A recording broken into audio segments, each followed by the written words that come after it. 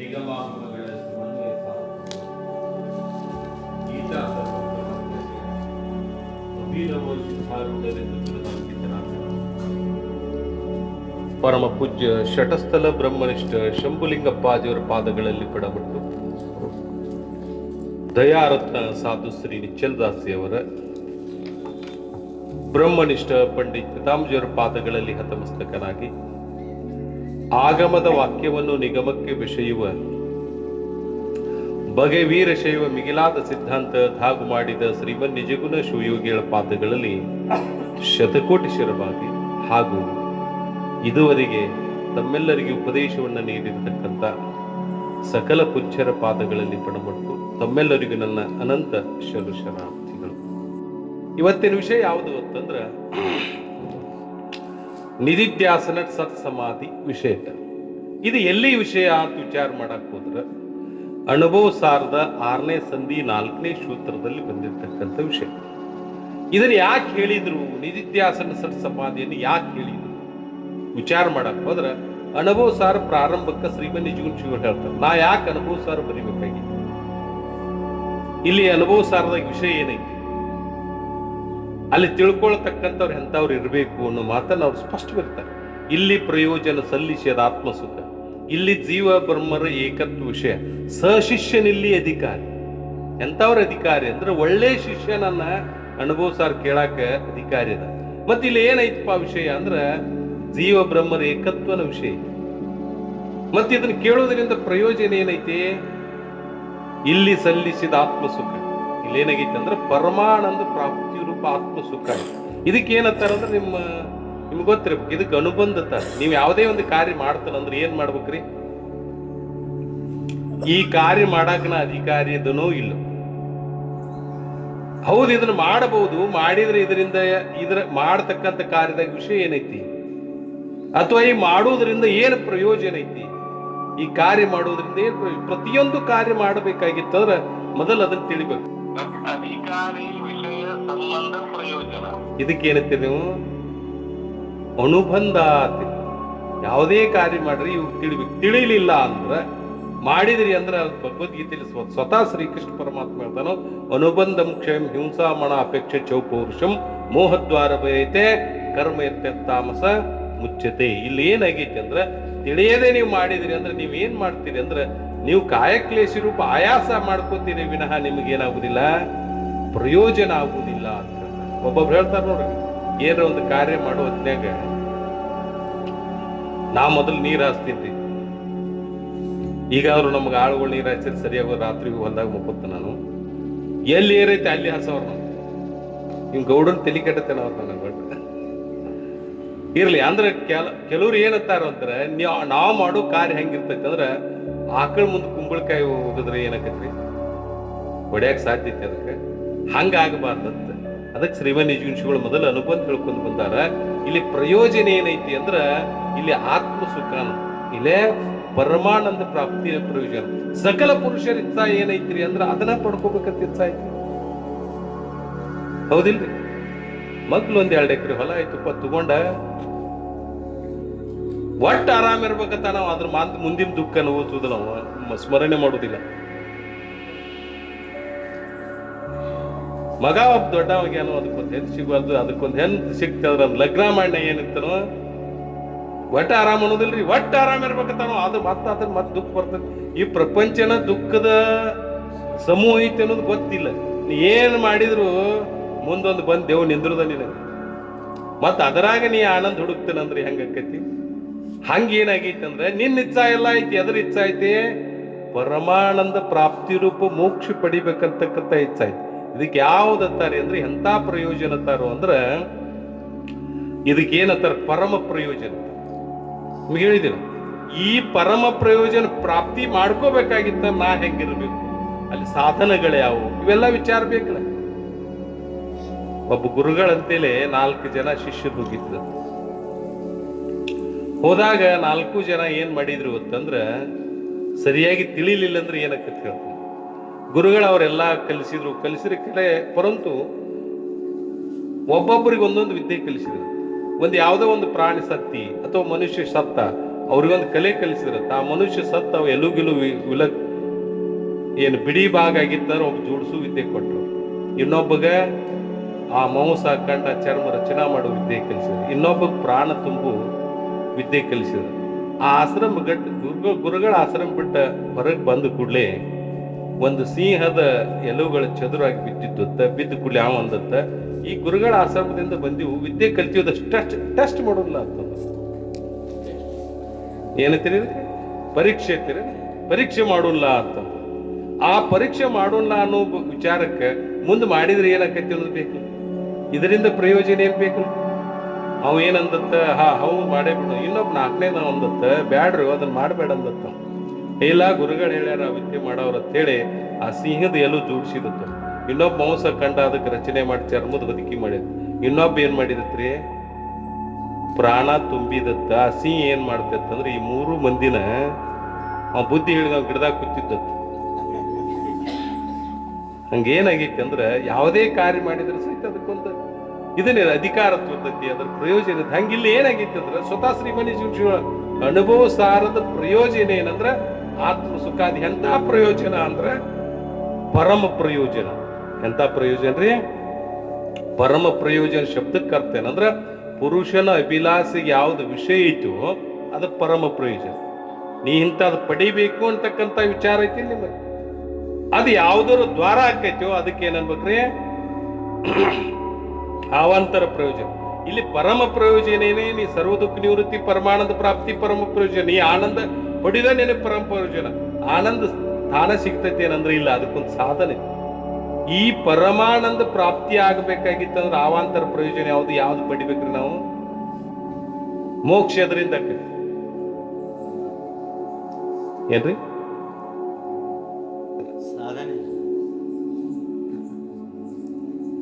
ಅನ್ಸಾಕತ್ತೀರಿ ಏನತ್ರಿ? ಸ್ವತಃ ಶ್ರೀಮನೇಶ್ವರ ಜ್ಞಾನವೇ ಮುಕ್ತಿಗೆ ಮಾರ್ಗ ಸ್ಪಷ್ಟ ಬರೀತಾರೆ. ಬೇರೊಂದಿಲ್ಲ ಒಂದು ಶ್ರುತಿ ಅನ್ಯ ಪಂಥವೆನಲು. ಶ್ರುತಿನ ಹೇಳ್ತೈತೆ ಅಂಗರ ಬಿಡ ಜ್ಞಾನನ ಮೋಕ್ಷಕ್ಕೆ ಮಾರ್ಗ. ನೀವ್ ಎಲ್ಲಿದ್ರು ಜ್ಞಾನನ ಹೇಳ್ರಿ, ಅನ್ಸ್ಬೇಡ್ರಿ ಯಾವ್ದು ವಿಷಯ. ಅವ್ರ ನಾಯ ನೀವೇ ನಿಮ್ ಸ್ವಂತನ ಅವ್ರ ಗ್ರಂಥ ಬರ್ದಾರ ನೋಡ್ರಿ ಈ ಕಡೆ. ಹಂಗೇನಾಗೈತಿ ಅಂದ್ರ ಈ ಆನಂದ ಪ್ರಾಪ್ತಿ ಆಗ್ಬೇಕಾದ್ರೆ ಏನ್ ಬೇಕ್ರಿ?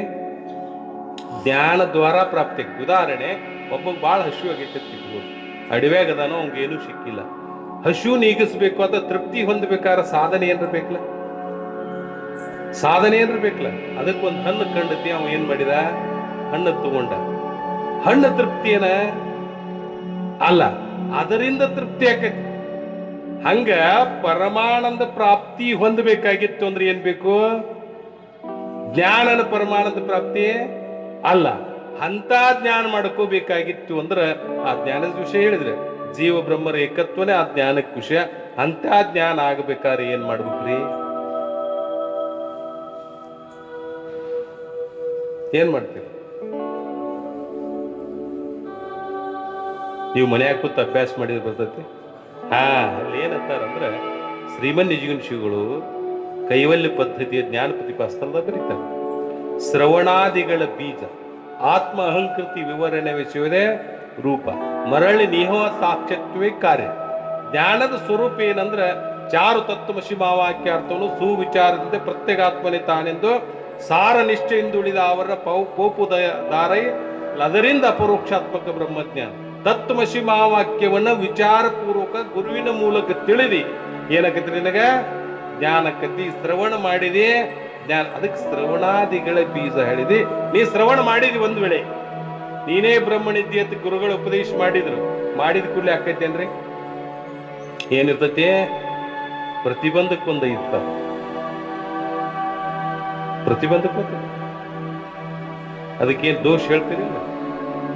ಏನು ದೋಷದ ಜ್ಞಾನಕ್ಕಂದ್ರೆ ಗುರುಗಳೇನೇ ಹೇಳಿದ್ರಿ ಕರೆ, ಅಲ್ಲೇ ಪ್ರಮಾಣಗತ, ಪ್ರಮೇಯಗತ, ವಿಪರೀತ ಭಾವನೆ ಅಂತಕ್ಕಂಥ 3 ದೋಷಗಳು. ನೀನೇ ಬ್ರಹ್ಮನಿದ್ದೆ ಅಂತ ಗುರುಗಳು ಉಪದೇಶ ಮಾಡಿದ್ರು, ಮಾಡಿದ ಕೂಡಲೇ ಅಂದಿವ ಗುರುಗಳ ನಾನಾ ಬ್ರಹ್ಮದನತ್ ಉಪದೇಶ ಮಾಡಿದ್ ಸರಿ. ಪೂರ್ವದಲ್ಲಿ ಏನ್ ಹೇಳಿದ್ರಿ? ಶಿವಕಾರ್ಯ ಸ್ಥಳದಾಗದು ಏನ್ ಹೇಳ್ತಾರೆ? ಕರ್ಮ ಉಪಾಸನೆ ಮಾಡು ಅಥವಾ ಭಗವಂತನ ಒಲಿಸ್ಕೋ, ನಿನಗೆ ಭಗವಂತ ಕೃಪಾ ಆಗ್ತೈತಿ. ಆ ನಂತರ ನಿನಗೆ ಏನ್ ಮಾಡ್ತಾನ? ನಿನಗೆ ಇಷ್ಟಾರ್ಥ ಪ್ರಾಪ್ತಿ ಮಾಡ್ತಾನೆ ಮೊದಲು ಹೇಳಿ.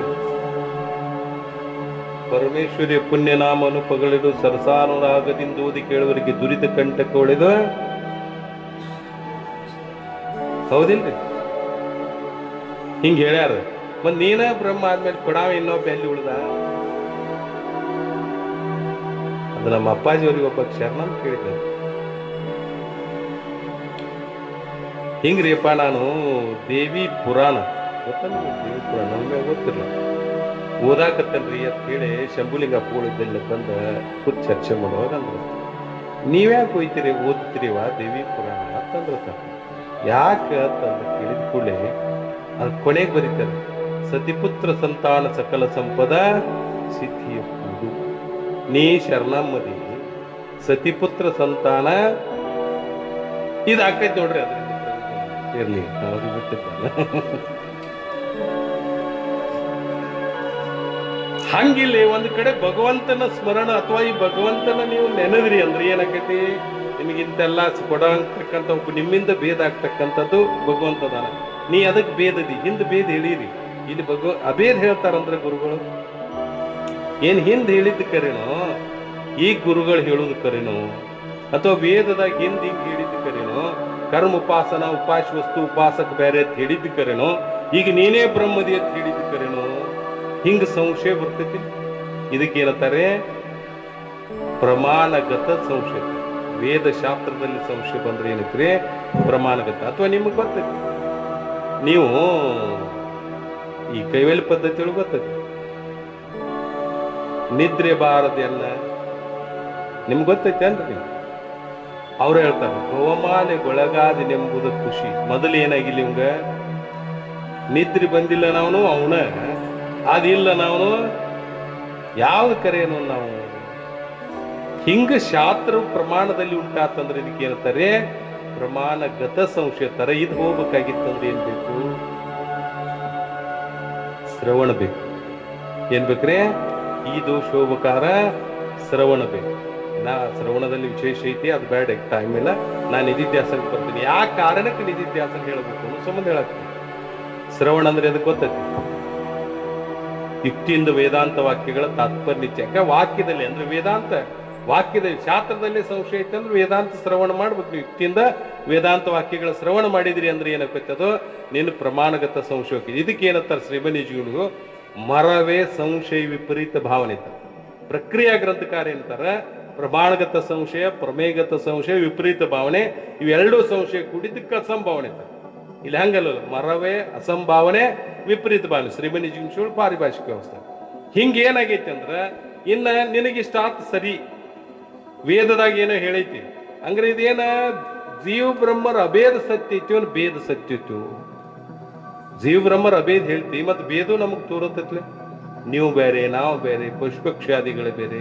ಇದ್ರಾಗ ವಿಷಯ ಸತ್ಯ ಐತೋ ಇಲ್ಲೋ, ಪ್ರಮಾಣಗತ ಸಂಶಯ. ಪ್ರಮಾಣದಿಂದ ಉಂಟಾದ ಜ್ಞಾನಕ್ಕೆ ಪ್ರಮೇಯ, ಅದಕ್ಕೆ ವಿಷಯ ಆದದ್ದ ಪ್ರಮೇಯಗತ ಸಂಶಯ. ಅದಕ್ಕೆ ಇದು ಯಾವ್ದು ಸತ್ಯ, ಅದು ಸತ್ಯವನು ಇದು ಸತ್ಯವು. ಎಲ್ಲಿ ಸಂಶಯ ಬರ್ತರೆ, ಪ್ರಮೇಯದಲ್ಲಿ ಸಂಶಯ ಬಂತು, ವಿಷಯದಲ್ಲಿ ಸಂಶಯ ಬಂತು. ಅದಕ್ಕೆ ಏನಾಗ್ಬೇಕ್ರಿ ಮನನ ಬೇಕು. ಭೇದ ಬಾಧಕ ಅಭೇದ ಸಾಧಕ ಯುಕ್ತಿಯಿಂದ ಅದ್ವಿತೀಯ ಬ್ರಹ್ಮದ ಚಿಂತನೆ ಮಾಡೋದು ಮನನ. ಅದಕ್ಕೆ ಸದ್ಯುಕ್ತಿ ಸತ್ತಕ್ಕದಿಂ ಚಿಂತನಗೈಯುವುದೇ ಮನನವೆಂದೆನಿಪುವುದು ಶ್ರೀಮನಿಜುಂಶಿಗಳು ವಿವೇಕ ಚಿಂತಾಮಣಿಯಲ್ಲಿ ಹೇಳ್ತಾರೆ. ಇನ್ನು ನಿಧಿಧ್ಯಾಸನ ವಿಶೇಷ ಸ್ವಲ್ಪ ಕಠಿಣ ಐತಿ ಕೇಳಿ, ಏನೋ ಮತ್ತೆ ನಿಮಗೆ ಸಂಸ್ಕಾರ ಉಳ್ಕೋತ. ನಿಧಿಧ್ಯಾಸನ ಯಾಕೆ ಬೇಕು ಅಂತಂದ್ರ, ಯಾರ ಗುರುಗಳು ಹೇಳಿದ್ದು ಅಥವಾ ತಾ ತಿಳಿದ ಜೀವ ಬ್ರಹ್ಮರ ಏಕತ್ವ ಸತ್ಯನೈತಿ, ಜಗತ್ತನು ಸತ್ಯ ಉಳಿತಿ. ಅದು ವೇದದಾಗೂ ಸತ್ಯ ಹೇಳೈತಿ, ಜೀವ ಬ್ರಹ್ಮರ ಅಭೇದನ ಹೇಳೈತಿ, ಜೀವ ಬ್ರಹ್ಮರ ಅಭೇದನೂ ಸತ್ಯನೈತಿ. ಪರಂತು ಜಗತ್ತು ಒಂದು ಸತ್ಯ ಕಾರಣ.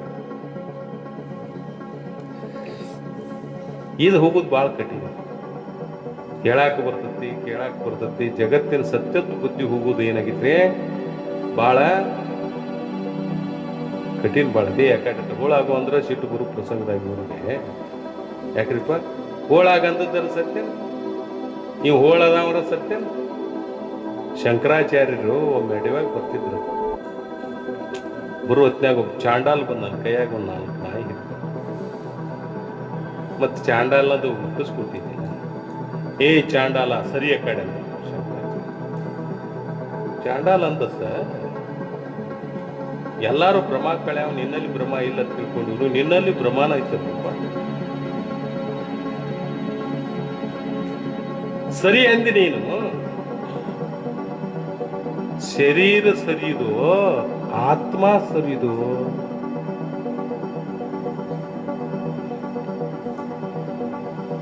ಶರೀರಕ್ಕೆ ಸರಿ ಅಂಜೋ ಏನ್ ನನ್ನ ಆತ್ಮಗ್ ಸರಿ ಅಂಜೋ? ಶರೀರಕ್ಕೆ ಸರಿ ಅಂದಿ ಅಂದ್ರೆ ನಾನು ಏನ ಚಾಂಡಾಲ ತಿಳ್ಕೊಂಡು ನಿಂದು ಅನ್ನಮಯದಿಂದ ಆದದ್ದು ನಂದು ಮತ್ ಸರಿದು ಹಿಡಿದು ಇಲ್ಲೇ ಇಲ್ಲಿ ತಗದೈತಿ. ಇನ್ನು ಸರಿ ಅಂದೆ ಅಂದ್ರ ಮೂಲ ವಿಷಯಕ್ಕೆ ಸರಿ ಅಂದೆ ಅಂದ್ರ ಆತ್ಮಗ ಅಂದೆ ಅಂದ್ರ ಸರಿದಾಡದಂತ ವಸ್ತುನ ಅಲ್ಲ. ಅದಿಲ್ಲದೆ ಇರ್ತಕ್ಕಂಥ ಜಾಗ ಅಲ್ಲ, ವ್ಯಾಪಕವಾದದ್ದು, ಎಲ್ಲಿ ಸರುದು ಬಿಡುದಿಲ್ಲ. ಮತ್ ನೀ ಯಾರಿಗಂದಿ ಅಂದ್ರ ಯಾರೇ ಚಾಂಡಾಲ. ಹಾಗಂದ್ರ ಶಂಕರಾಚಾರ್ಯ ನಮಸ್ಕಾರಪ್ಪ ನಿನಗೆ ಅಂದ ಕೂಡಲೇ ಅಂದ ಕೂಡಲೇ ಅವರು ತನ್ನ ರೂಪದ ಭಗವಂತನ ಸ್ವತಃ ವೇದ 4 ವೇದ ಕೈ ಹಿಡ್ಕೊಂಡು ಬಂದು ಅವ್ರಿಗೆ ದರ್ಶನ ಕೊಟ್ಟು ಮುಂದೆ ನೀನು ಏನ್ ಮಾಡಂದ್ರೆ ಜಗತ್ ಬೆಳಗತಕ್ಕಂಥ ಅದ್ವೈತ ಸಿದ್ಧಾಂತವನ್ನು ಸ್ಥಾಪನೆ ಮಾಡೋದೇ. ಪರಂತು ನಿನಗೇನಿಲ್ಲ, ಕಾಲಾವಕಾಶ ಕಡಿಮೆ. ಎಷ್ಟು ವರ್ಷ ಬದುಕಿದ್ರಿ ಶಂಕರಾಚಾರ್ಯ? ಏನ್ರಿ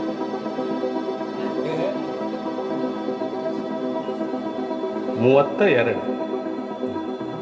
8 ವರ್ಷದಾಗ ಏನ್ ಮಾಡಿದ್ರು ಅವರು? ಎಲ್ಲ ಮಾಡಿ ದಾಂಡಿಗೆ ಹಚ್ಚಿದ್ರು. ನಮ್ಗೆ ಎಟ್ಟಾಗ್ಯಾವು? ನಾವಿನ ಅದನ್ನ ಮಾಡಕ್ಕೆ ಮತ್ತೆ ಯಾವಾಗ ಇರ್ಲಿ. ಹಂಗಿಲ್ಲಿ ಏನೈತಿ ಅಂತಂದ್ರೆ ವ್ಯಾಪಕ ಇರ್ತಕ್ಕಂಥ ವಸ್ತು ಇರೋದೇನಾಗಿತ್ರಿ? ಈ ಭೇದ ಬಾಧಕ ಭೇದ ಸಾಧಕ ವ್ಯಾಪಕ ಆಗಿರ್ತಕ್ಕಂಥ ವಸ್ತು ಇದೇನಾಗೈತಿ ಅಂದ್ರ ಸತ್ಯ ಐತಿ. ಆರ ಆತ್ಮ ಬ್ರಹ್ಮನು ಸತ್ಯ, ಜಗತ್ತನು ಏನಾಗೈತಿ? ಸತ್ಯ. ಈ ಮನನ ನಿಧಿಧ್ಯಾಸನ ಮಾಡಿದ್ರು ಜಗತ್ತಿನ ಸತ್ಯತ್ವ ಬುದ್ಧಿ ಹೋಗುದಿಲ್ಲ. ನನ್ನ ಹೆಂಡ್ರು, ನನ್ನ ಮಕ್ಕಳು, ನನ್ನ ಹೊಲ, ನನ್ನ ಮಠ, ನನ್ನ ಗುರು, ನನ್ನ ಶಿಷ್ಯ ಇವೆಲ್ಲ ತಿಳಿದ ಮೇಲೆ ಮತ್ತೆ ಮೊದಲು ಅಂತೀನಿ. ಮೊದಲ ಹಿಂಗ ಅಂದಿರ ಅಂದ್ರೆ ನಮ್ಮ ಸಿದ್ದಯ್ಯಪ್ಪರ ಹಗಲೆಲ್ಲ ಹೇಳ್ತಿದ್ರು, ಎಲ್ಲಾ ಮಿತ್ಯನ ಅವರು ಅರ್ಧ ಮುರ್ಧ ಸುಟ್ಟು ಕಟ್ಟಿಗೆ ಹೋನವ್ರು. ಯಾವಾಗ ಅನ್ಬೇಕು ಅಂತಂದ್ರೆ ಪತ್ರೊಳಗೆ ತಗೊಂಡು ಊಟಕ್ಕೆ ಒಳಗೆ ಬರ್ತಾನೆ. ಬಾಬಾ ಆ ಪತ್ರೊಳಗೆ ತಗೊಂಡು ಹೊರಗೆ ಹೋಗ್ಯಾಕ ಕೊಟ್ಟಾನ. ಹೊರಗೆ ಹೋಗ್ಯ ಒಂದು ಬರೋಬ್ಬರ ಐತಿ. ತಗೊಂಡು ಬರಾವ ಅವಂದು ನೋಡಿ ಹೋಗದ ಅಂದ್ರೆ ಹಂಗನ್ರಿ. ಯಾವಾಗನ್ರಿ ಕೆಲಸ ಬಗೆಹರಿದ ಮೇಲೆ ಮತ್ತೆ ಮೊದಲ ಅಂದ್ರಿ ಅಂದ್ರೆ ಗೌಡ ಸುಳ್ಳು ನಾನು ಬಿಡೋಪ್ಪ ಎಲ್ಲ ಎಲ್ಲಿ ಗುರು ಎಲ್ಲ ಹಿಂಗ ಅಂದ್ರಿ ಮತ್ತೆ ಅಟ್ಟು ಕೂಡ ಹದಗೆಡ್ತೈತಿ. ಹಂಗ ಮಾಡ. ಹಂಗಿಲ್ಲಿ ಏನಾಗೈತಿ? ಜಗತ್ತಿನ ಸತ್ಯತ್ವ ಬುದ್ಧಿ ಹೋಗ್ಬೇಕಂತ ಏನ್ ಬೇಕ್ರಿ ಅಂದ್ರ ನಿಧಿಧ್ಯಾಸನ. ಏನ್ ಬೇಕ್ರಿ? ಶ್ರವಣದಿಂದ ಆತು ಮನನ 3 ದೋಷಗಳು 3 ಸಾಧನಗಳನ್ನ. ಶ್ರವಣದಿಂದ ಪ್ರಮಾಣಗತ, ಮನನದಿಂದ ಪ್ರಮೇಯಗತ. ಈ ವಿಪರೀತ ಭಾವನೆ ಯಾವ್ದ್ರಿ? ಜಗತ್ತಿನ ಸತ್ಯ ಅಂತಕ್ಕಂಥ ಭಾವನೆ ಐತೆ. ನೀವು ಜೀವ ಬ್ರಹ್ಮರ ಜ್ಞಾನ ಆಗಿಲ್ಲ, ಸತ್ಯ ಜ್ಞಾನ ಆಗೈತಿ ಇಲ್ಲತ್ತಿಲ್ಲ, ನಿಮ್ಗೆ ಜ್ಞಾನ ಆಗೈತಿ. ಪರಂತು ಜಗತ್ತಿನ ಸತ್ಯದ ಬುದ್ಧಿ ಒಂದು ಐತಿಲ್ಲ.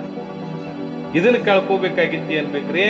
ನಿಧಿಧ್ಯಾಸನ ಬೇಕು. ಅದಕ್ಕೆ ನಿಧಿಧ್ಯಾಸನ ಸತ್ಸಮಾಧಿ ಶ್ರೀಮನ್ ನಿಜಗುಣಿಸಿಗಳು ಅದೇ ಅನುಭವ ಸಾರದ 6ನೇ ಸಂಧಿಯ 4ನೇ ಸೂತ್ರದಲ್ಲಿ ಹೇಳ್ತಾರೆ. ಆ ನಿಧಿಧ್ಯಾಸನ ಸತ್ಸಮಾಧಿ ಹೇಳ್ಬೇಕಾತು ಅಂದ್ರ ನಿಧಿಧ್ಯಾಸನ ಎದಕ್ಕೆ ಅನ್ಬೇಕು ಅಥವಾ ಸಮಾಧಿ ಅಂತ ಎದಕ್ಕೆ ಅನ್ಬೇಕು? ಸಾಮಾನ್ಯ ನಿಮಗೆ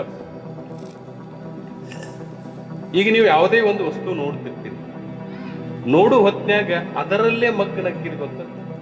ಮೂರ್ಛದವ್ರಿಗೆ ಹಾಕಿರ್ತೀರಿ. ನೋಡ್ಕೋತ ಅದರಲ್ಲೇ ಮಗ್ನ. ಯಾರು ಇನ್ನೊಬ್ರು ಮಗ್ಲ ಅಳಿಗೆಡ್ಸದ ಅಂತೇಳಿ ಒಮ್ಮೆ ನಿಮ್ಗೆ ತರ್ಬೇಕು. ಒಟ್ಟ ಸಮಾಧಿ ಅಂದ್ರೆ ಎದಕ್ಕೆ ಅನ್ಬೇಕಂದ್ರೆ ಉತ್ಥಾನ ಸಂಸ್ಕಾರಗಳ ತಿರಸ್ಕಾರ ಪೂರ್ವಕ ನಿರೋಧ ಸಂಸ್ಕಾರಗಳ ಪ್ರಕಟತ್ವ ಉಂಟು ಮಾಡುವ ಅಂತಃಕರಣದ ಪರಿಣಾಮ ಸಮಾಧಿ ಎನಿಸುತ್ತದೆ. ಉದಾಹರಣೆ, ನೀವು ಮುಂದೊಂದು ಮೂರ್ತಿ ಇಟ್ಕೊಂಡ್ರಿ.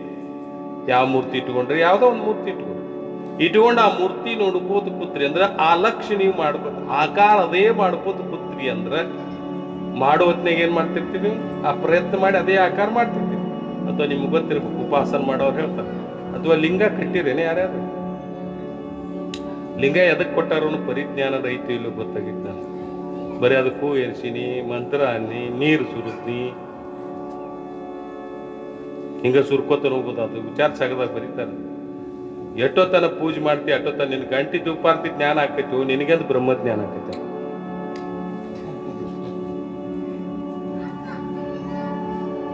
ಲಿಂಗ ದ್ವಾಡ್ದಿರ್ಬೇಕು, ಶಾಂತ ಇರ್ಬೇಕು. ಏನಿರ್ಬೇಕ್ರಿ? ಲಿಂಗ ದ್ವಾಡ್ದಿರ್ಬೇಕು. ಎಷ್ಟು ದ್ವಾಡ್ದಿರ್ತೈತಿ ಅಟ್ ಲಘು ಸಮಾಧಿ ಆಗ್ತೈತಿ. ಲಿಂಗ ನೀವ್ ಇಟ್ರಿ ಅಂದ್ರ ಅದ್ರ ಒಂದು ಪ್ರಕಾಶ ಕಾಣಿಸ್ತದೆ, ಗೊತ್ತಾ? ಆ ಪ್ರಕಾಶದ ಅನುಸಂಧಾನ ಮಾಡಕ್ ಲಿಂಗ ಕೊಟ್ರ ಶಿವಯೋಗದ ವ್ಯವಸ್ಥೆ. ನೀವು ಆ ಪ್ರಕಾಶ ಇರ್ರಿ, ಯಾರಿಗೆ ಗೊತ್ತಿಲ್ಲ ಅಂದ್ರೆ ಕೇಳ್ರಿ. ಈಗ ಎಲ್ಲರೂ ತಿಳಿದವ್ರದ್ರಿ.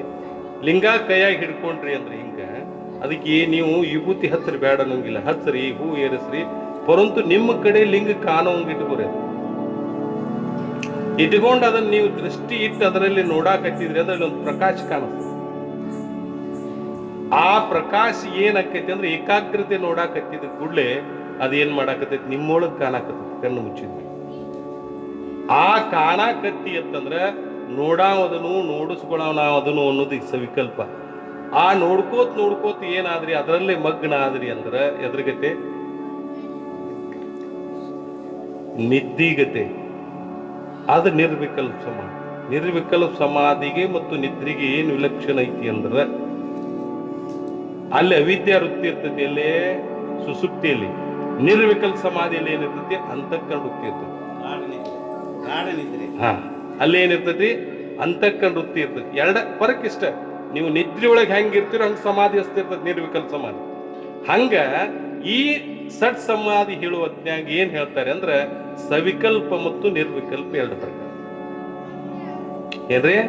ಎರಡು ಪ್ರಕಾರ. ಸವಿಕಲ್ಪ ಸಮಾಧಿ ಅಂದ್ರೆ ನೀವು ಕೈಯಾಗಿ ಇಟ್ಕೊಂಡು ಆ ಮೂರ್ತಿ ಆಕಾರ ಮಾಡುವ ಹೊತ್ನ್ಯಾಗ ನಾ ಮಾಡಾವೊಬ್ಬದನ್ನು ಮಾಡಿಸ್ಕೊಳ್ಳೋದು ಐತಿ, ಇದ್ರ ಪರಿಜ್ಞಾನವೂ ಐತಿ.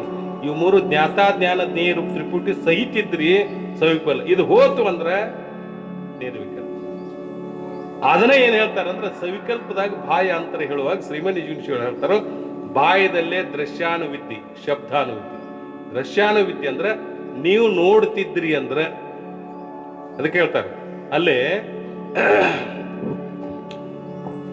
ಈ ಅಂತರದೊಳಗೆ ದೃಶ್ಯಾನುವಿದ್ಯೆ ಹೇಳುವಂತೆ ಕಾಮ ಸಂಕಲ್ಪಾದಿಗಳ ದೃಶ್ಯ. ನಿನಗೆ ಏನಕತಿ ಅಂದ್ರೆ ಕಾಮಾಕಾರ ಆಕತಿ, ಕ್ರೋಧಾಕಾರ ಆಕತಿ, ಆಕತಿಲ್ಲ ಅಂತ ಕರೆದು ನಮಗೇನಾಗುದಿಲ್ಲ ತಿರು. ಇವಕ್ಕೆಲ್ಲಕ್ಕೂ ನೋಡತಕ್ಕಂಥವ್ನು ಏನು ಕಾಮ ಸಂಕಲ್ಪಾದಿಗಳ ದೃಶ್ಯ ನೀ ಅರಿತಿಲ್ಲ. ಅವನು ಅರಿತಕ್ಕಂಥ ಸಾಕ್ಷಿ ಸ್ವರೂಪ ನಾವಬ್ಬದನು ಹಿಂಗ ಅನುಸಂಧಾನ ಮಾಡುದು. ಇದಕ್ಕೇನಂತಾರೆ ದೃಶ್ಯಾನುವಿದ್ಯೆ ಸವಿಕಲ್ಪ ಸಮಾಧಿ. ಇನ್ನು ಶಬ್ದಾನುವಿದ್ಯೆ ಅಂದ್ರೆ ಶಬ್ದ ಉಚ್ಚಾರ ಮಾಡ್ಕೋತ ನೀವು ಉಪಾಸನ ಮಾಡುದು. ಅಸಂಗ ಸಚ್ಚಿದಾನಂದ ಬ್ರಹ್ಮವೇ ನಾನೆಂದು ಹಿಂಗ ಶಬ್ದ ಸಹಿತ ಮಾಡೋದಕ್ಕೆ ಏನಂತಾರೆ ಶಬ್ದಾನುವಿದ್ಯೆ ಒಳಗೆ ಸವಿಕಲ್ಪ ಪಟ್ಟ ಇರ್ತದೆ. ನಿರ್ವಲ್ಬೇಕ ಶಬ್ದ ಉಚ್ಚಾರ ಆಗುದಿಲ್ಲ ನಿರ್ವಿಕಲ್ಪ ಆದ್ರೆ ಅದಕ್ಕೆ ಏನ್ಬೇಕ್ರಿ ಶಬ್ದಾನುವಿದ್ಯೆ. ಇನ್ನು ಬಾಯದೊಳಗೆ ಏನ್ ಹೇಳ್ತೀರಿ, ನಾಮರೂಪಾತಿಗಳು ಮಿಥ್ಯ, ಆ ಅಸ್ಥಿಭಾತಿ ಪ್ರಿಯ ರೂಪ ಆಗಿರ್ತಕ್ಕಂಥ ಬ್ರಹ್ಮವಂಶಗಳ ಸತ್ಯ. ಇದೇನು ಹಿಂಗ ನೋಡೋದಕ್ಕೆ ಏನೈತಿರಿ ದೃಶ್ಯಾನುವಿದ್ಯೆ. ಇನ್ನು ಮತ್ತೆ ಏನ್ ಮಾಡ್ತೀರಿ, ಅಸಂಗ ಬ್ರಹ್ಮ ಸ್ವರೂಪ ಏನಾಗೈತಿ ಅಂದ್ರೆ ಸತ್ಚಿತ್ತಾನ ಆನಂದ ಸ್ವರೂಪವೇ ಬ್ರಹ್ಮತ್ ಧ್ಯಾನ ಮಾಡ್ತಿದ್ರಿ. ಅದಕ್ಕ ಹಿಂಗ ಅಂದ ಧ್ಯಾನ ಮಾಡುದು. ಇದಕ್ಕೇನಂತೆ ಬಾಯ ಶಬ್ದಾನುವಿದ್ಯೆ. ಇನ್ನು ಸವಿಕಲ್ಪ ಹೆಂಗ ನಿರ್ವಿಕಲ್ಪ ಅಲ್ಲಿ ಹೆಂಗಿರ್ತೈತಿ ಇಲ್ಲಿ ಹೆಂಗಿರ್ತೈತಿ ಅಂತಂದ್ರ ಬಾಯದಲ್ಲಿ ಏನಾಗೈತಿ ಅಂತಂದ್ರ ಆ ಎರಡೂ ಸಮಾಧಿ ಅಭ್ಯಾಸ ಬಲದಿಂದ ಬ್ರಹ್ಮಾನಂದದಲ್ಲಿ ಮನಸ್ಸು ಮಗ್ನ ಆಗುದಕ್ಕೆ ಏನೈತಿರಿ ನಿರ್ವಿಕಲ್ಪ. ಅಂತರದಾಗ ಹೆಂಗಿರ್ತೈತಿ ಅಂದ್ರ ಸ್ವಾನುಭಾವ ಸುಖದ ದೃಶ್ಯ ಶಬ್ದ ಎರಡನ್ನೂ ಅಳಿದು, ಸ್ವಾನುಭಾವ ಸುಖದಲ್ಲಿ ದೃಶ್ಯ ಶಬ್ದ ಎರಡನ್ನೊಂದು ನಿರ್ವಾತ ದೀಪದಂತೆ ನಿಸ್ಪಂದವಾಗಿಹುದೇ. ಏನು ಹೇಳ ತೆರೆ ಅಡಗಿದ ಸಮುದ್ರದಂತೆ ಅದು ಹೇಳ್ತಿರ್ಲಿಲ್ಲ ಜ್ಞಾನಿಯರು. ಮತ್ತೊಂದು ವೃತ್ತಿ ಮತ್ತೊಂದು ಅಡುಗುದಿಲ್ಲ. ಕೆಲವರು ಅಲ್ಲೇ ಹೋಗಿ ವಿಧೇಯ ಮುಕ್ತಿ ಕೊಕ್ಕರು, ಕೆಲವರು ಏನಕ್ಕರೆ ಉತ್ಥಾನಕ್ಕರೆ ಇರ್ಲಿ. ಈ ರೀತಿ ಆಗಿರ್ತಕ್ಕಂಥ ಸಮಾಧಿಗಳು ಯಾಕೆ ಅಲ್ಲಿ ಅಪ್ಪಾಜಿಯವರ ಆ ಲೇಖನ ಬರ್ದಾರ ಅಂದ್ರೆ ಸ್ವಲ್ಪ ನಿಮ್ಗೆ ಹೇಳ್ತಾನು. ಈ ಸಮಾಧಿಗಳ ಸಾಕ್ಷಾತ್ಕಾರ ರೂಪ ಸಮಾಧಿಯೋ ಅಸಾಕ್ಷಾತ್ಕಾರ ರೂಪ ಸಮಾಧಿ. ನಿಧಿಧ್ಯಾಸ ಎದಕ್ಕೆ ಅನ್ಬೇಕು, ಸಾಕ್ಷಾತ್ಕಾರ ಎದಕ್ಕೆ ಅನ್ಬೇಕು ಅಂತ. ನಿಧಿಧ್ಯಾಸನ ಎದಕ್ಕತ್ತೀರಿ, ಅನಾತ್ಮಾಕಾರುತ್ತಿ ತಿರಸ್ಕಾರ, ಬ್ರಹ್ಮಾಕಾರುತ್ತಿ ಪ್ರಭಾ. ನಾನೇ ಬ್ರಹ್ಮ ನಿರುತ್ತೇನೆ ಅಂತ ಹೇಳಿ ವೃತ್ತಿ ಪ್ರಭಾ ಏನೈತಿ ಇದಕ್ಕೆ ಏನೈತಿರಿ ನಿಧಿಧ್ಯಾಸ. ಅಥವಾ ಅನಾತ್ಮಾಕಾರ ವೃತ್ತಿ ವ್ಯವಧಾನ ರಹಿತ ಬ್ರಹ್ಮಾಕಾರ ವೃತ್ತಿ ಸ್ಥಿತಿ. ಅನಾತ್ಮಾಕಾರ ವೃತ್ತಿ ಬಿಡಿ ಆಗುವಂಗಿಲ್ಲ ಅಂದ್ರೆ ಮಧ್ಯದಲ್ಲಿ ಬರಬಾರ್ದು. ಯಾವಾಗಲೂ ಬ್ರಹ್ಮಾಕಾರ ವೃತ್ತಿ ಸ್ಥಿತಿ ಆಗುದಿಲ್ಲ. ನೀವು ಈಗ ಇದನ್ನ ಎಣ್ಣೆ ಬಿಡ್ತೀರಿ ಗೊತ್ತ, ನೀರ್ ಬಿಟ್ರೆ ಎಣ್ಣೆ ಆಗ್ಬಿಡ್ಬೇಕು. ಎಣ್ಣೆ ಹೆಂಗ್ ಧಾರಾಕಾರ ಇರ್ತೈತೋ ಅದೇ ವೃತ್ತಿ ಧಾರಾಕಾರ ರೂಪದಿಂದ ಆಗೋದಕ್ಕೆ ಏನಂತೀರಿ? ನಿಧಿಧ್ಯಾಸನ. ಮತ್ ಸಾಕ್ಷಾತ್ಕಾರ ಎದಕ್ಕತ್ತೀರಿ? ಪಂಡಿತ್ ಪಿತಾಂಬರು ಬರೀತಾರೋ, ನಿಧಿಧ್ಯಾಸನಕ್ಕೆ ಸಾಕ್ಷಾತ್ಕಾರ ಲಕ್ಷಣಗಳಲ್ಲಿ ಭೇದಿಲ್ಲ. ಅದು ಅನಾತ್ಮಾಕಾರ ವೃತ್ತಿ ಅವಧಾನ ರಹಿತ ಬ್ರಹ್ಮಾಕಾರ ವೃತ್ತಿ ಸ್ಥಿತಿ ನಿಧಿಧ್ಯಾಸನ, ಅನಾತ್ಮಕಾರ ವೃತ್ತಿ ಅವಧಾನ ರಹಿತ ಬ್ರಹ್ಮಾಕಾರ ವೃತ್ತಿ ಸ್ಥಿತಿ ಸಾಕ್ಷಾತ್ಕಾರ. ಇರುವುದೇನಿರ್ತತಿ? ಸ್ಥಿತಿ ಎರಡು ಒಂದ ಇರ್ತೈತಿ. ಈಗ ಆಗಲೇ ಹೇಳಿದ್ರೆ ಅಜ್ಜಾರ, ಇಲ್ಲಿ ನಿಧಿಧ್ಯಾಸನದಾಗ ಪ್ರಯತ್ನ ಐತಿ ವೃತ್ತಿ ಮಾಡೋದು, ಸಾಕ್ಷಾತ್ಕಾರದಾಗ ಪ್ರಯತ್ನ ಇಲ್ಲ. ಉದಾಹರಣೆ ಹೇಳ್ಬೇಕಂತಂದ್ರ ಒಂದು ಗಿಡ ಹಿಡಿದು ಜಗ್ಗಿದ್ರಿ ನೀವು, ಎಷ್ಟೋ ತನ ಜಗ್ತೀರಿ, ಎಷ್ಟೋ ತನ ಏನಾಕೈತಿ ಅದು ಬಾಗಿದ ಗಿಡನ ಇತ್ತಂದ್ರೆ ಹಂಗ ಸಾಕ್ಷಾತ್ಕಾರ ಇರ್ತದೆ. ನಿಧಿಧ್ಯಾಸನ ವೃತ್ತಿ ಸ್ಥಿತಿ ಹೆಂಗಿರ್ತೈತೋ ಹಂಗ ಸಾಕ್ಷಾತ್ಕಾರ ಇರ್ತೈತಿ. ಇದು ನಿಧಿಧ್ಯಾಸನ. ಈ ನಿಧಿಧ್ಯಾಸನ ಸಾಕ್ಷಾತ್ಕಾರ ಸಮಾಧಿಯೋ ಅಸಾಕ್ಷಾತ್ಕಾರ ಸಮಾಧಿಯೋ? ಈ ಸಮಾಧಿ ಒಳಗೆ ಅಂತರ್ಗತ ಮಾಡಿ ನೀವು ಸಟ್ ಸಮಾಧಿ ಹೇಳೋರು. ಇದನ್ನ ಕೆಲವರು ದೊಡ್ಡ ಅಪ್ಪುಗಳು ಹಿಡ್ಕೊಂಡು ಎಲ್ಲರೂ ಸಾಕ್ಷಾತ್ಕಾರ ಸಮಾಧಿ ಬರ್ದಾರ. ಏನ್ ಮಾಡ್ಯಾರೆ? ಸಾಕ್ಷಾತ್ಕಾರ ಸಮಾಧಿ ಬರೀತಾರೋ. ಇದನ್ನೇ ವಿಷಯ ಏನ್ ಮಾಡ್ತಾರ ಅಂದ್ರೆ ವಿಚಾರ ಸಾಗರದ ಮೊದಲೇ ತರಂಗದ 33ನೇ ವಿಷಯಾಂಕದಲ್ಲಿ ಟಿಪ್ಪಣಿಯಲ್ಲಿ ಬರೀತಾರೋ. ಆ ಪಂಡಿತ್ ಪಿತಾಂಬರು ಯಾವಾಗ ನಿನಗ್ ಸಾಕ್ಷಾತ್ಕಾರ ಆತು ಆಗ ನಿಧಿಧ್ಯಾಸನ ಪ್ರಯತ್ನ ಎಲ್ತಾನಾಯ್ತು ಅಲ್ತಾನ ನಿಧಿಧ್ಯಾಸನ. ಸಾಕ್ಷಾತ್ಕಾರ ಆತು ಅಂದ್ರೆ ಮತ್ ಇದಕ್ ಸಾಕ್ಷಾತ್ಕಾರ ಸಮಾಧಿ ಬರ್ದಾರ ಹಿಂದಿನ. ಮತ್ ಸಾಕ್ಷಾತ್ಕಾರ ಆದ್ರೆ ನಿಧಿಧ್ಯಾಸನ ಹೆಂಗ ಅನ್ನೋದು ಅಲ್ಲೇ ಆ ಸೂತ್ರದಲ್ಲಿ ಬರೀತಾರೋ. ಪರಮ ಜೀವರೊಂದರಿಪುವುದು ಈ ಸಮಾಧಿ ಬಲದಿಂದ. ಪರಮ ಜೀವರೊಂದಾಗುವುದು ಈ ಸಮಾಧಿ ಬಲದಿಂದ ಅಂದ್ರೆ ಈ ಸಮಾಧಿನ ಪರಮ ಜೀವರ ಸ್ವರೂಪ ಐತೋ ಇದರಿಂದ ಆಗ್ತೈತೆ ಅಂದ್ಮೇಲೆ ಏನ್ ಹೇಳ್ಬೇಕದ? ಸಾಧನ ಹೇಳಬೇಕು ವಿನಃ ಸಾಕ್ಷಾತ್ಕಾರಕ್ಕೆ ಏನಲ್ಲ, ಸಾಕ್ಷಾತ್ಕಾರ ಸಮಾಧಿ ಅಲ್ಲ. ಅದು ಒಂದು ಹೇಳ್ತಾರೆ. ಈ ಸಮಾಧಿ ಬಲದಿಂದ 14ರಾಗ ಅಲ್ಲಿ ಹೇಳಿದ್ರೆ 15ನೇ ಪದ್ಯದಾಗ ಅಲ್ಲೇ ಹೇಳ್ತಾರೆ ಅವರು. ಏನಾಗೈತಿ ಅಂತಂದ್ರ ಹೃದಯ ಗ್ರಂಥಿ ಅಳಿಯುವುದು. ಎದರಿಂದ ಅಳಿತೈತಿ? ಆ ಸಾಧನೆ ಹೇಳ್ತಾರ. ಆ ಹೃದಯ ಗ್ರಂಥಿ ಅಳ ಸ್ಥಿತಿ ಅಲ್ಲ. ಈ ಸಮಾಧಿ ಬಲದಿಂದ ಏನಾಗಿದ್ರಿ? ಹೃದಯ ಗ್ರಂಥಿ ಹೃದಯ ಗ್ರಂಥಿ ಅಂದ್ರೆ ಏನಕ್ಕೈತ್ರಿ? ವಿದ್ಯತೆ ಹೃದಯ ಗ್ರಂಥಿ ಚಿದ್ದಿಂತಿ ಸರ್ವ ಸಂಶಯ ತ್ಯಾಚ್ಯ ಕರ್ಮಾನಿ ತಸ್ಮಿನ್ ದೃಷ್ಟ ಪರಾವರ ಅಂತ ಹೇಳ್ತಾರೆ. ಹೃದಯ ಗ್ರಂಥಿ ಎದಕ್ಕೆ ಅನ್ಬೇಕು ಅಂದ್ರೆ ಅಂತಃಕರಣ ಮತ್ತು ಆತ್ಮಚೇತನೆ ಎರಡೂ ಕೂಡಿ ಇರುವುದಕ್ಕೆ ಏನಂತೀರಿ ನೀವು? ಅಹಂಕಾರ. ತನುವಿನವಳು ದರ್ಶನ ಶಕ್ತಿ ಏಕತ್ವ ತಾನ ಕೀಳಹಂಭಾವದ ಜನನಕ್ಕೆ ಬೀಜವಾಗಿರ್ಲಂತದ ಸ್ಮಿತಿ ಅಹಂಕಾರ. ಅದಕ್ಕೆ ತಾಧ್ಯಾತ್ಮ ಭಾವ ಐತಿ. ಈ ತಾಧ್ಯಾತ್ಮದ ಏನು ಭ್ರಮ ಐತೆ ಇದಕ್ಕೆ ಏನನ್ಬೇಕ್ರೆ? ಹೃದಯ ಗ್ರಂಥಿ. ಇದು ಚಿತ್ರ. ಅಹಂಕಾರ ಆತ್ಮ ಅಹಂಕಾರ ವಿವರಣೆ ವಿಷಯವೇ ರೂಪ. ಅಂತಃಕರಣ ಬೇರೆ ಆತ್ಮ ಬೇರೆ ಮಾಡಿದ್ವಿ. ಆಗ ಏನಾಗ್ತಿದ್ದು? ಹೃದಯ ಗ್ರಂಥಿ ಅಳಿಯುವುದು. ಎದರಿಂದ? ಈ ಸಮಾಧಿ ಬಲದಿಂದ. ಮತ್ತ ಅವರ ಬರೀತಾರೆ 18ಗೆ, ಇಂತಾಗಿ ಭೇದ ಸಂತಾನ ಒಡಗಿ ಏನಾಗಿದ್ರೆ ಇದರಿಂದ ಭೇದ ಅಡಗ್ತೈತಿ ಅಂತ ಹಿಂಗೆಲ್ಲ ಸ್ಪಷ್ಟ ಇರುವಾಗ ಈ ಸಟ್ ಸಂಪತ್ತಿ ನಾನು ಅಲ್ಲಿಗೆ ಬಂದೇನೆ. ಈ ನಿಧಿಧ್ಯಾಸನ ಸಟ್ ಸಮಾಧಿಗಳ ಸಾಕ್ಷಾತ್ಕಾರ ರೂಪ ಸಮಾಧಿ, ಅಸಾಕ್ಷಾತ್ಕಾರ ರೂಪ ಸಮಾಧಿ. ವಿಚಾರ ಮಾಡಕ್ ಹೋದ್ರ ಇವೇನಲ್ಲ ಸಾಕ್ಷಾತ್ಕಾರ ರೂಪ ಸಮಾಧಿ ಆಗಂಗಿಲ್ಲ. ಇವಕ್ಕೆ ಏನ್ ಅನ್ಬೇಕ್ರಿ? ಅಸಾಕ್ಷಾತ್ಕಾರ ಸಮಾಧಿ ಅನ್ಬೇಕು. ಪಂಡಿತ್ ಪಿತಾಂಬರಲ್ಲಿ ಬಹಳ ವಿಮರ್ಶೆ ಮಾಡ್ಯಾರ. ಅದನ್ನೆಲ್ಲ ಹೇಳಕ್ ಹೋಗಂಗಿಲ್ಲ. ಅವ್ರು ಸ್ಪಷ್ಟ ಬರೀತಾರೋ, ನಾ ಈ ನಿಧಿಧ್ಯಾಸನವನ್ನ ಸಮಾಧಿಯಲ್ಲಿ ಅಂತರ್ಗತ ಮಾಡೀನಿ, ಪರಂತು ಎದರಾಗ್ ಮಾಡೀನಿ ಅಂದ್ರೆ ಅಸಾಕ್ಷಾತ್ಕಾರ ರೂಪ ಸಮಾಧಿಯಲ್ಲಿ ಅಂತರ್ಗತ ಮಾಡ್ಬೇಕು ವಿನಃ ಸಾಕ್ಷಾತ್ಕಾರ ರೂಪ ಸಮಾಧಿಯಲ್ಲಿ ಅಂತರ್ಗತ ಮಾಡುವಂಗಿಲ್ಲ ಅಂತ ಹೇಳಿ ಅವ್ರು ಸ್ಪಷ್ಟ ಬರೀತಾರೆ. ಇಲ್ಲಿ ಹೇಳೋ ವಿಚಾರ ಇಷ್ಟ. ಈ 6 ಸಮಾಧಿ ಅಸಾಕ್ಷಾತ್ಕಾರ ರೂಪ ಸಮಾಧಿ ಅದ ವಿನಃ ಸಾಕ್ಷಾತ್ಕಾರ ರೂಪ ಸಮಾಧಿ ಇಲ್ಲ. ಈ 6 ಸಮಾಧಿ ನಿಧಿಧ್ಯಾಸನದಿಂದ ಏನಕ್ಕತ್ತಿದೆ? ಪಲಾಯನ. ಇದೇನ್ ದೋಷ ನಿವೃತ್ತಿ ಮಾಡಿ ಜಗತ್ತ ಸತ್ಯ ಅಂತಕ್ಕಂಥ ಭಾವನ್ನ ತಿರಸ್ಕಾರ ಮಾಡ್ತತಿ. ಆ ನಂತರ ಈ ಕೇವಲ ಇರ್ತಕ್ಕಂಥ ವಸ್ತು ಯಾವ್ದು ಉಳಿತಿ? ಬ್ರಹ್ಮ ಒಂದು ಸತ್ಯ, 2 ಸತ್ಯ. ಅದಕ್ಕೆ 2 ಸತ್ಯನು ಭ್ರಮ ಇತ್ತಲ್ಲ. ಜಗತ್ತು ಸತ್ಯ, ಮೂಣು ಸತ್ಯ ಇತ್ತು. ಆಗೇನಾಗ್ತಿದೋ ನಿಧಿಧ್ಯಾಸನ ಸಂಪೂರ್ಣ ಆವಸ್ಥನಿ ಪ್ರಯತ್ನ ಮಾಡಿ ನಿರ್ವಿಕಲ ಸಮಾಧಿ ಹೋದಾಗ ಅದು ಸಾಕ್ಷಾತ್ಕಾರ ಆಯ್ತು. ಆಗೇನು ಹೋಗಿದೆ ಜಗತ್ತಿನ ಸತ್ಯತ್ವ ಬ್ರಹ್ಮ ಹೋಗಿ ಆಗೇನಾಯ್ತು ಅಂದ್ರೆ ದೃಢ ಅಪರೋಕ್ಷ ಬ್ರಹ್ಮಜ್ಞಾನ ಆಯ್ತು. ಆಗೇನ್ ಮಾಡಿದ್ರಿವ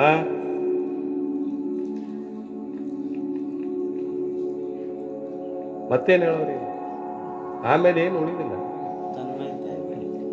ತಾನೇ ತಾನಾದ ಪರಮಾತ್ಮ ಹೇಳಿ ಅಪ್ಪಾಜಿಯವರು ಈ ರೀತಿಯಾಗಿ ಈ ಸಮಾಧಿ ಬಗ್ಗೆ ಬಹಳ ವಿಮರ್ಶೆ ಮಾಡ್ಯಾರ.